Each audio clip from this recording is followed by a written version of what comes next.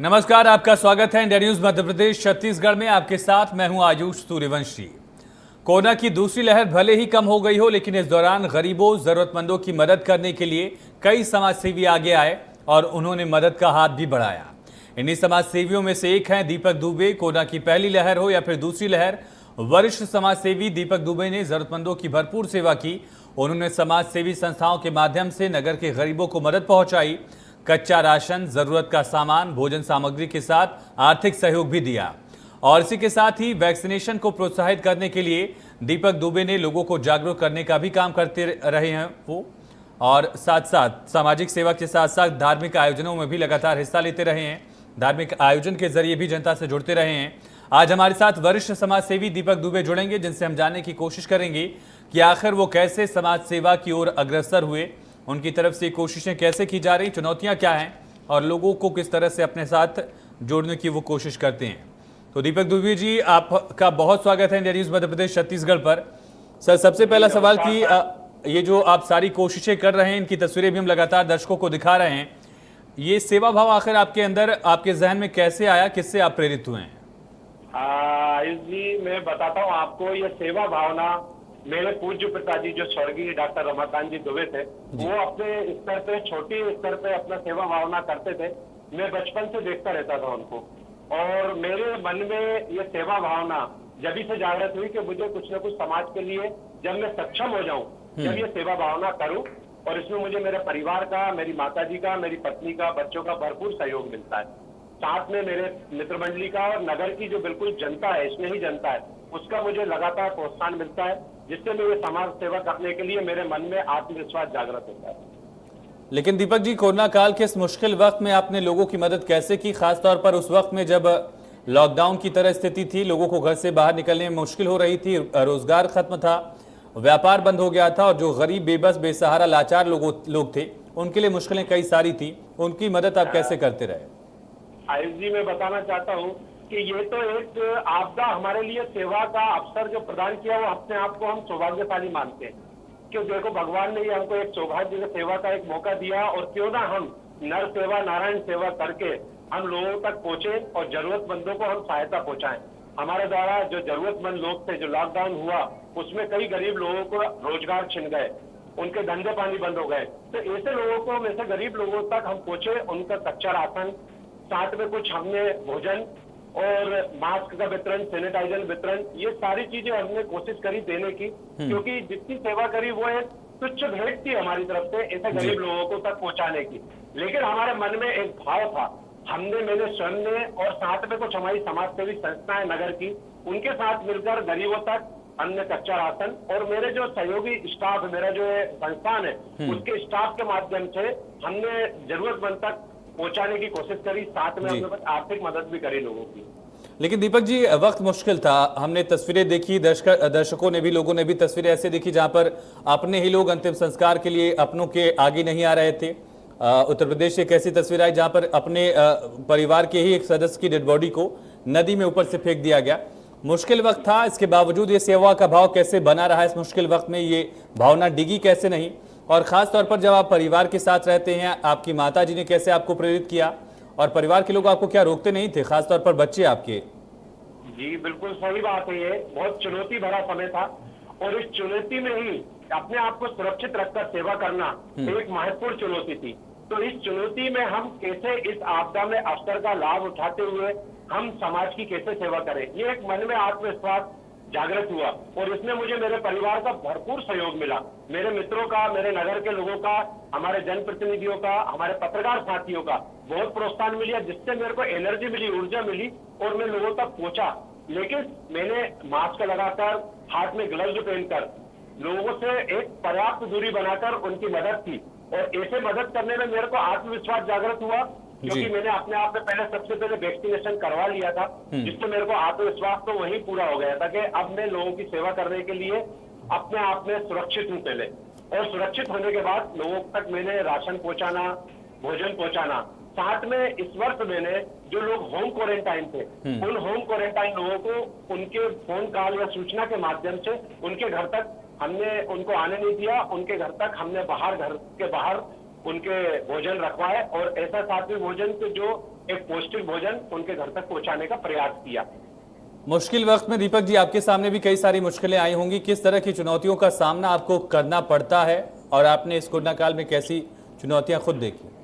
जी, ऐसी चुनौतियों में जैसे हमें सेवा कार्य करके आते थे तो हमारी माता जी और हमारे परिवार की पत्नी, मेरी जो श्रद्धा दुबे धर्म पत्नी, वो बोलती थी कि आप जैसे घर में आए तो सेवा तो करना ही है।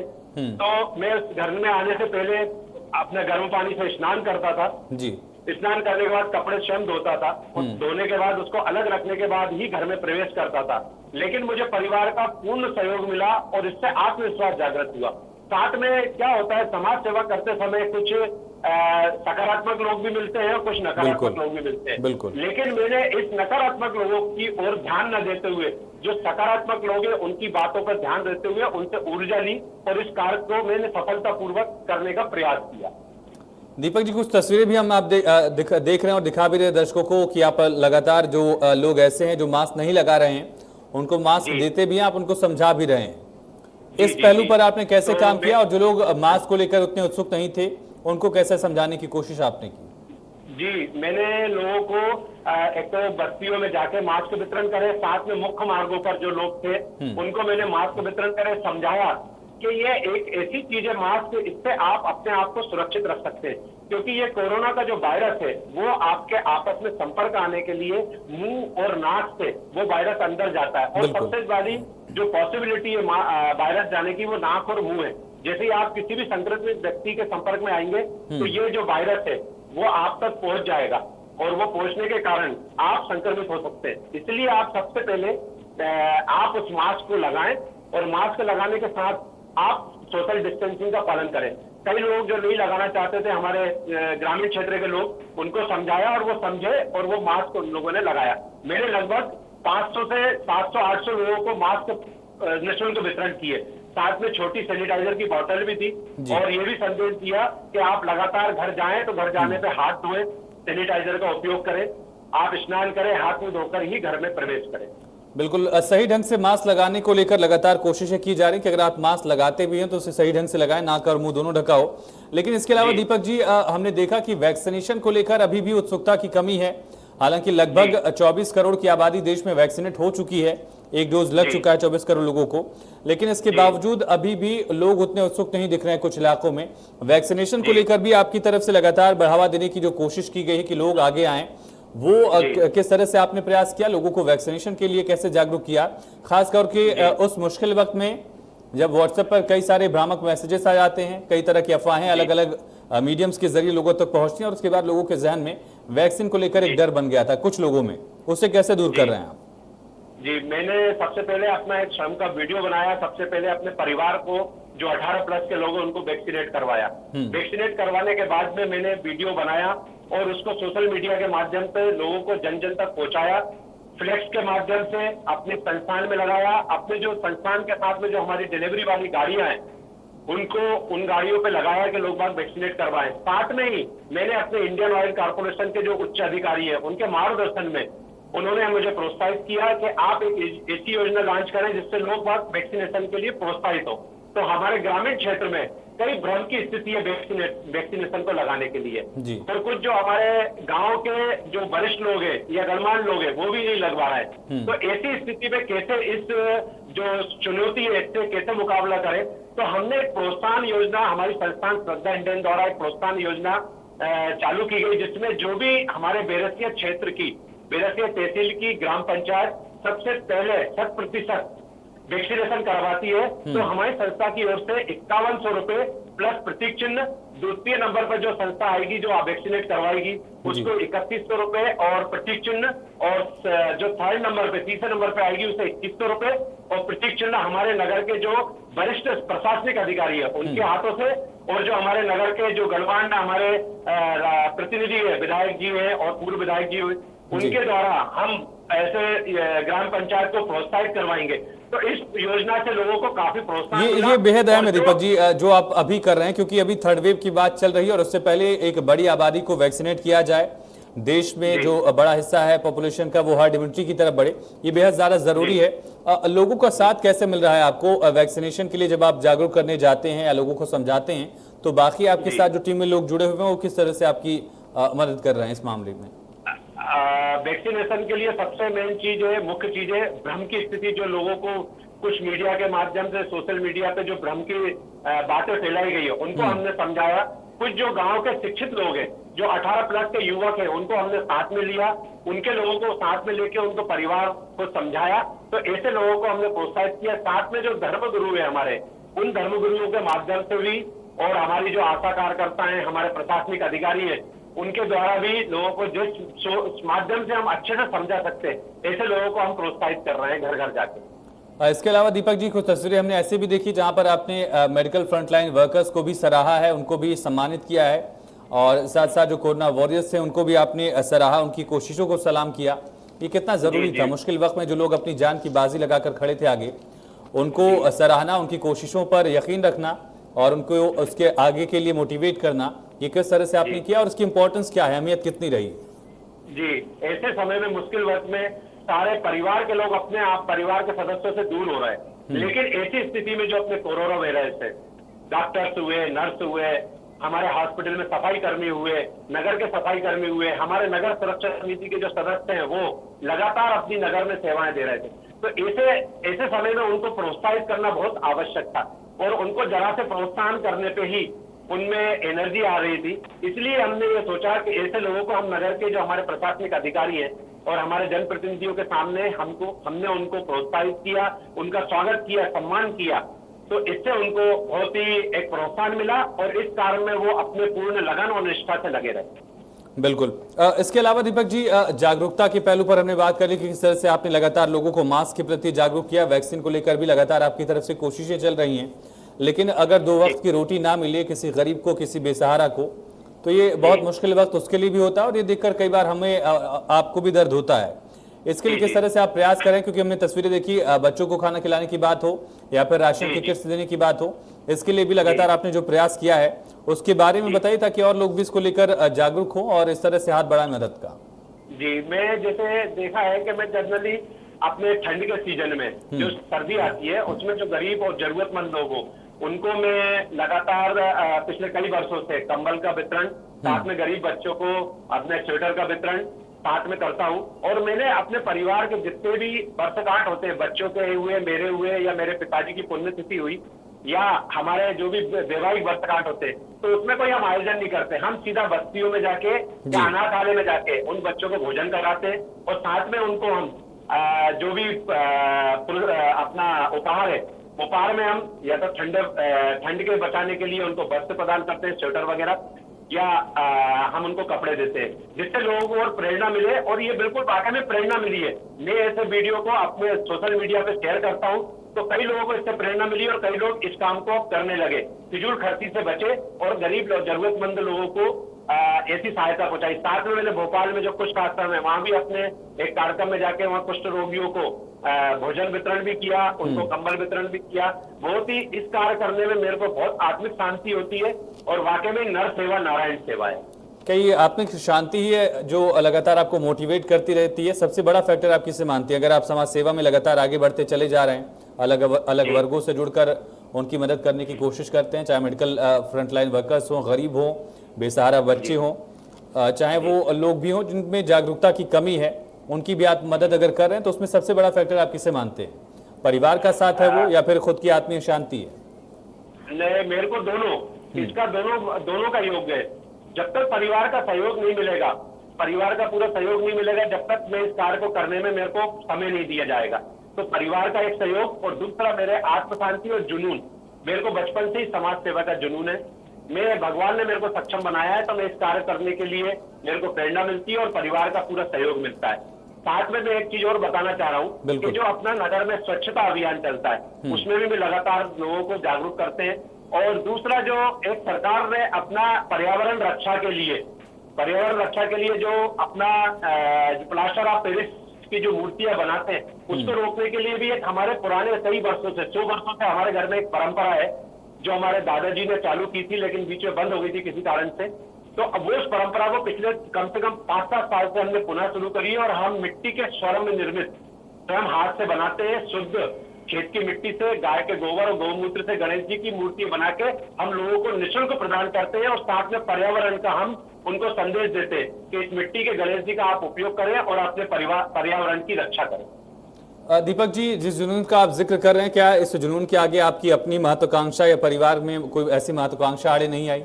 खास करके जब हमारे पास साइकिल होती है तो हम बाइक की सोचने लगते हैं, बाइक हो जाती है तो फिर गाड़ी की सोचते हैं, फिर बड़ी गाड़ी, और इस तरह से आगे ये जो महत्वाकांक्षाएं हैं, जो मन में उम्मीद रहती है, इस तरह की ख्वाहिशें वो बढ़ती रहती हैं। ये सारी चीजें आड़े नहीं आती आपकी तरफ से या परिवार की तरफ से? कभी भाभी जी ने कहा हो कि बड़ी वाली गाड़ी लेनी है तो थोड़ा रुक जाइए, अभी समाज सेवा रोकिए? ये दोनों चीज एक दो पहिए की धुरी है आयुष जी, महत्वाकांक्षा और सेवा, तो दोनों को मैं एक समान रूप से चलाता हूँ। घर में जो सुविधाएं चाहिए वो अपनी जगह है और समाज सेवा में ये महत्वाकांक्षा कभी भी आड़े नहीं आने देता मैं। समाज सेवा अपना एक कर्म है, धर्म है, वो करते रहता हूँ और करूंगा, और अपने आखिरी खून की बूंद तक मैं समाज सेवा करता रहूंगा। जब तक मेरे में जान है, जब तक मेरे में शरीर है, जब तक मैं समाज सेवा करूंगा, और परिवार का भी साथ में ध्यान रखना है, ये भी मेरा उद्देश्य है। उनकी महत्वाकांक्षा को पूरा करना है, लेकिन कभी भी उनकी महत्वाकांक्षा इस समाज सेवा में आड़े नहीं आई मेरे को। चलिए, ये सबसे बेहतर पहलू ये है जिसका जिक्र आपने कई बार किया कि समाज की मदद अगर आपको करनी है तो परिवार का साथ होना बेहद जरूरी है, कम से कम इससे ये समझा जा सकता है। लेकिन दीपक जी, पर्यावरण को लेकर भी आप जागरूक करते रहे हैं, स्वच्छता को लेकर लगातार जागरूक करते हैं, इस पर और बात करेंगे। लेकिन धार्मिक आयोजनों का भी जिक्र मिल रहा है कि आप धार्मिक आयोजनों में भी खुद को शरीक करते हैं और बाकी लोगों को भी से जोड़ने की कोशिश करते हैं। ये धार्मिक पहलू आपसे जुड़ा हुआ है, समाज से जुड़ने के साथ, पर्यावरण से जुड़ने के साथ, सफाई से खुद को जोड़े रखने के साथ, धर्म से किस तरह से आप खुद जुड़ते हैं और लोगों को जोड़ते हैं? जी, ये मेरा एक सौभाग्य है कि मैं यहाँ की नगर की जो हमारी हिंदू समिति है उसका एक चयन समिति का सदस्य हूँ, और मैं जब से इस समिति से जुड़ा हूँ तो लोगों को धार्मिक आयोजन, धार्मिक आस्था के लिए जागृत करता हूँ, कार्यक्रमों में बढ़ चढ़ कर अपना सहयोग करता हूँ और साथ में लोगों को प्रेरित करता हूँ कि धर्म के प्रति आस्था रखिए और इस कार्यक्रमों में आप बढ़ चढ़ के अपना और अपने परिवार का सहयोग दीजिए, जिससे लोगों में धर्म के प्रति आस्था बढ़े। ये मेरा उद्देश्य रहता है और मैं लगातार ऐसे धार्मिक आयोजन नगर में जो होते हैं उनमें बढ़ चढ़कर अपना पूरा समय देता हूँ और सहयोग भी करता हूँ। स्वच्छता को लेकर और पर्यावरण को लेकर कई बार टारगेट भी सेट किए जाते हैं। मध्य प्रदेश में करोड़ों पेड़ लगाने का टारगेट सेट किया गया था। भोपाल में जब आप हैं और सफाई के मामले को लेकर लगातार कोशिश कर रहे हैं, लोगों को जागरूक कर रहे हैं, तो इंदौर को पछाड़ने का टारगेट आपके मन में है या नहीं है? जी, हम तो चाहते हैं कि हमारा नगर बेरसिया जो नगर पालिका स्तर पे है वो हमारा नगर और भोपाल नगर स्वच्छता में प्रथम आए, और उस सीढ़ी पे भोपाल और हमारी नगर पालिका बेरसिया, उस नगर हमारा बेरसिया बढ़ते जा रहा है। और हम चाहते हैं कि स्वच्छता की सीढ़ी हमारे नगर के लोगों को जो भावना है स्वच्छता की ओर वो प्रेरित करे और हमारा नगर स्वच्छ और सुंदर बने। समाज सेवा करना एक बेहतर पहलू, लेकिन समाज सेवा करते रहना एक और ज्यादा, इसको कहा जाए कि एक धार्मिक पहलू से भी जुड़ जाता है। ये किस तरह से आप कर रहे हैं और बाकी लोगों को भी किस तरह से संदेश देते रहते हैं कि इस सिलसिले में आपके साथ आगे बढ़े? क्योंकि हम देख रहे हैं कि कई लोग ऐसे हैं जो आपके साथ लगातार लोगों की मदद करते रहते हैं, आपसे सीखकर आपके साथ आगे बढ़ने की कोशिश कर रहे हैं। जी जी, मैं साथ में अपने लोग, ऐसे लोगों को जिसका समाज सेवा में सकारात्मक इनकी रुचि है, उन लोगों को साथ में रहता हूँ। कई नगर की जो संस्थाएं, साई मंदिर समिति है और हमारा गुरु महाराज ट्रस्ट समिति है, हिंदुत्व समिति, नगर रक्षा समिति है, ऐसे कई समितियों में मैं जुड़ा हुआ हूँ। ऐसे जो सकारात्मक लोग हैं उनको साथ में लेके जैसे रुचि के अनुसार हम समाज सेवा करते हैं और ऐसे लोगों को प्रेरित भी करते हैं कि आप समाज सेवा करेंगे तो भगवान कहीं ना कहीं आपको सहयोग करेगा। और ये बिल्कुल एक प्रत्यक्ष प्रमाण है कि आपने आपदा में यदि किसी का सहयोग किया है तो भगवान आपकी रक्षा करेगा और आपको वाकई में ही इस सेवा का फल जरूर मिलेगा। दीपक जी, मेरा आखिरी सवाल आपसे यही होगा कि किस तरह से आप लोगों को संदेश देना चाहते हैं, और आपसे बात करने का हमारा मकसद भी यही था कि लोग समझें कि समाज सेवा क्या है, कितना जरूरी है आज के मुश्किल वक्त में। आप किस तरह से लोगों को समझाना चाहेंगे, क्या संदेश देंगे? मेरा दो पहलू पे बात करूंगा। एक तो मैं करूंगा आपसे समाज सेवा के, समाज सेवा और संदेश। तो समाज सेवा के लिए मैं लोगों को ये कहना चाहता हूँ कि कोई भी आपदा ऐसा समय आए तो उसमें उस सेवा का अवसर का फायदा उठाना चाहिए, ना कि आप उसके गलत या जरूरतमंदों का आप मजबूरी का फायदा उठाएं। तो इस ऐसे अवसरों पर आप सेवा करें, नार की सेवा करें, आपको उनके मदद करने की कोशिश करें, उसको आर्थिक रूप से करें, आप जैसा भी करना चाहे आप लगातार सेवा करें।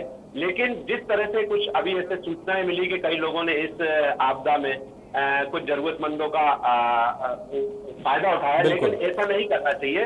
और मेरा ये सभी से निवेदन है कि ऐसा आपदा में आप सभी जरूरतमंदों की भरपूर मदद करें, तो आपको वाकई में ही आप और आपका परिवार फलीभूत होगा।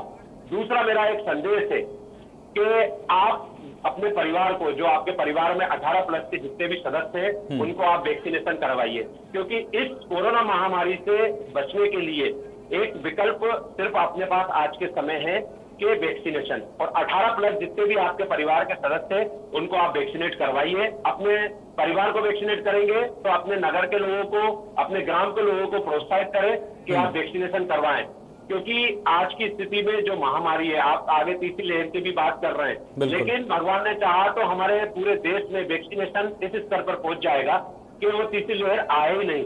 तो परिवार के लोगों को, नगर के लोगों को आप वैक्सीनेट करवा लेंगे तो हमारा मध्य प्रदेश, हमारा देश सुरक्षित रहेगा और इस कोरोना महामारी से लड़ने में हम सक्षम होंगे, हमारा इम्यूनिटी पावर बढ़ेगा।